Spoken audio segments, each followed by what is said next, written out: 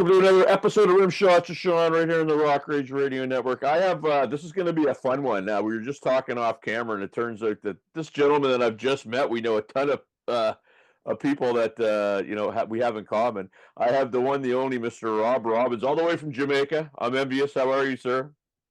How you doing? Here, I'll give a quick little.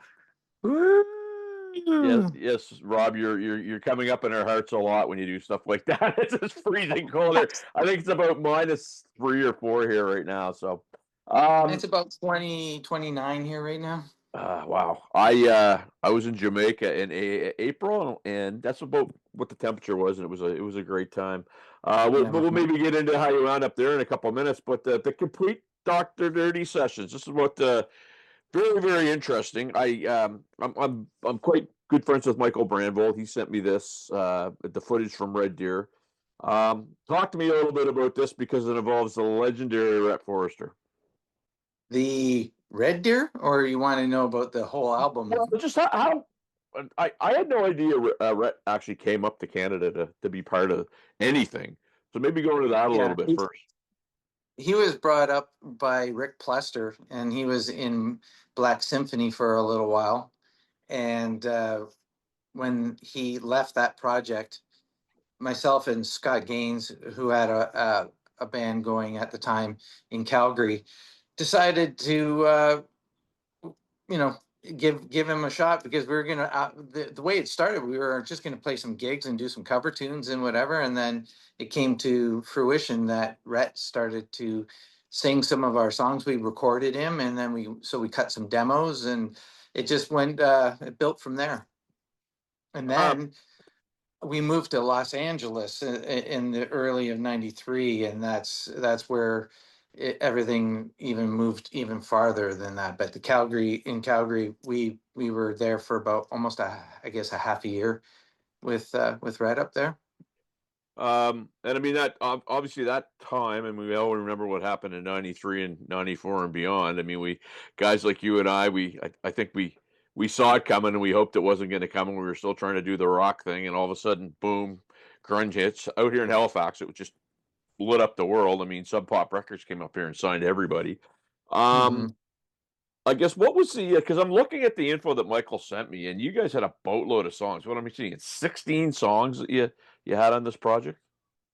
Well, that is probably because there is some alternate mixes and everything like that. So on the original tapes, we had 8. Okay. And then we had a demo for another song that I brought back to life in this on the new release, actually. So that's where there's 9 in total, and then going on from there was like just rough mixes, different stuff from Clear Lake sessions that were never heard before. And I even forgot I had them, and they happened to be on a cassette, so I had to clean it up from a cassette, right? So Unbelievable. So I mean, yeah. this project, if I understand it correctly, it ran its course. I'm not going to say really quickly, but probably quicker than what you had maybe hoped. What was, I guess, was it what was going on in the music business? What I guess what brought it to its demise, and then obviously you wanted to revamp it in this new Well, release, basically, when we were living in Los Angeles, it came to its demise because we were starving, right? and everybody kind of decided to try to do other projects. And well, actually, it started off with Scott going to do another project, and then Rhett said he was just going to take the songs and go solo, and that left me out, and I was like, that ain't going to happen. So because myself and Scott wrote all the songs, Right. Rhett didn't have any of the writers on it, so it was just became a moot situation, and we called it a day, basically. And then I mean, he was gone a short time later, and he's one of those guys. Like, how would I describe him? He's legendary, but I guess he never kind of got to the heights that everybody knows him, but it's like he never seemed to get to that super high pinnacle, I guess. Yeah, that's true. Like, unfortunately, because he had a great voice, Yeah, and he had a good style. He had a good run with Riot yeah. for a while there, and he got to tour and do some big shows and everything like that. So, and they had relatively okay success with Restless Breed, and then uh, Born in America just kind of it because they had lost their main deal. They were on a Canadian label, Yeah, yeah. and it just didn't get as much noise and whatever as the one had done before that. But they still got to tour and do stuff with it. You know, You said but Canadian label, and we both smiled at the same time when you said that because we that's as all right. Canadians know what that means, right? Yeah, Yeah, yeah. That was I think it was Solid Gold, I think, or something like that. I think that might have been the label, but it was definitely not the same as being on Electro Records. That's for sure. no question. So you put this out, or it's coming out. Is this kind of for you? Was it you want to see this so that people could hear it? It was I guess a dot and I across a T, kind of in a phase of your life. Absolutely. That was because we did uh, have a release in '96 with the tribute Hell or High Water, and a guy named Todd Smith put that together. And so that was the songs from the Clear Lake sessions that we had done. So with this release, I dug out all the older demos than the Clear Lake stuff. So everything that you hear on there is not what was on the Clear Lake sessions at all. It's completely brand new vocal wise, anyway, that anybody's heard. So I re-recorded because I wanted it to be sounding a lot more modern. So I retracked all the music with my friend Rod Albin, and Brent Gattoni played the drums on it, and I did the rest of the stuff, and I wanted it to be. I had a vision of how I wanted it to be, and that's basically how it all came out. Because Giles Lavery, he was the one that approached me saying, "Do you have any more songs like from that time period?" And I said, "Absolutely," Right. and that's how it all started. And so we had the a release on High Roller Records with the physical albums with vinyl and everything, and then I got the deal with Bravewords.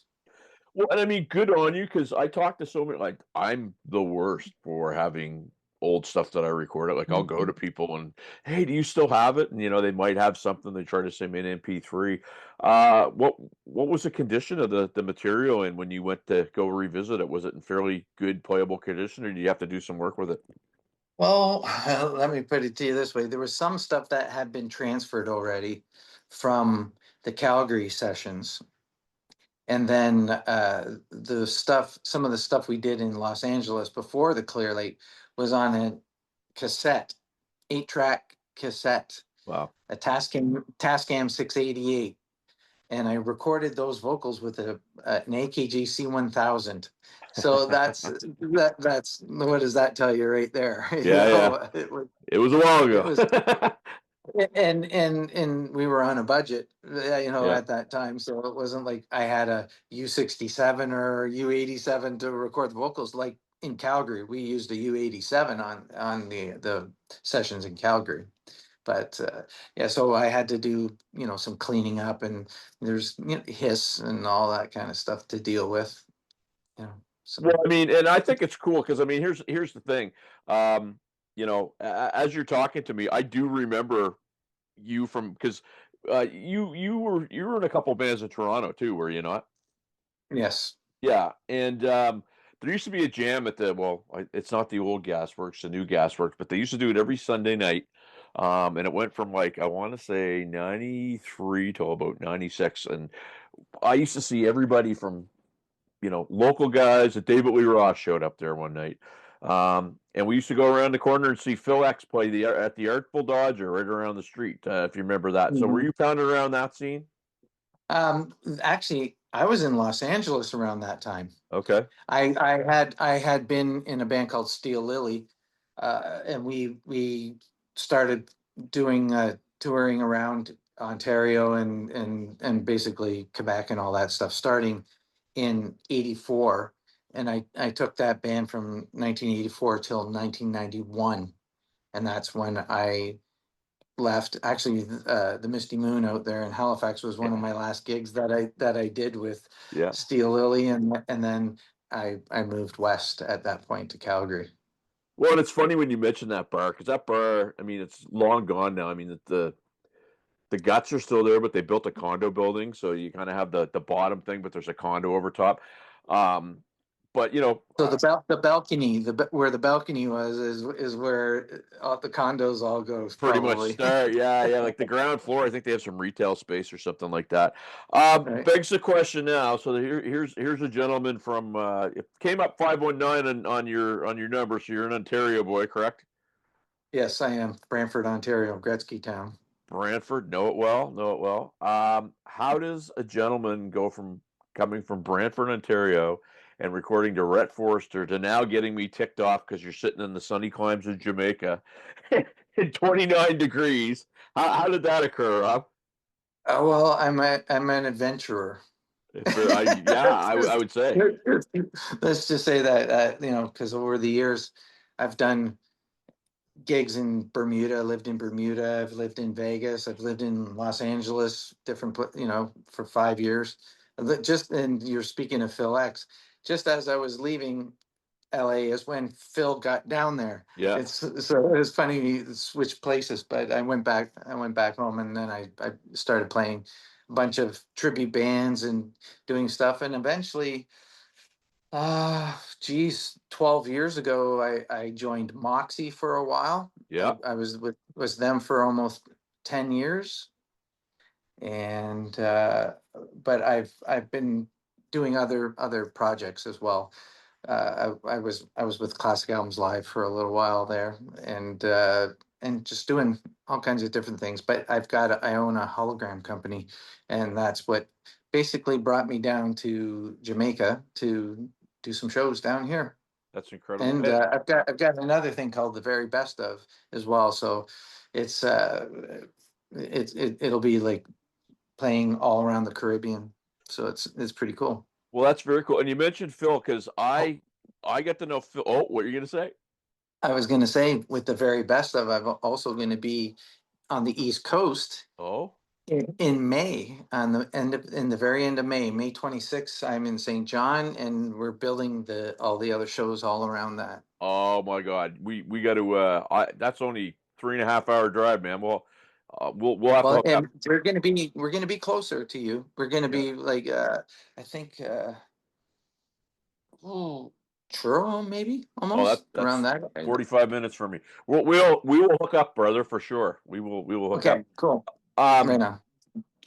you mentioned Phil. That was funny because at the time I was doing a demo, and you mentioned Kevin Saunier. He was in the band that I was in, and we were recording with Marty Anderson, who was playing keyboards with Rick Emmett.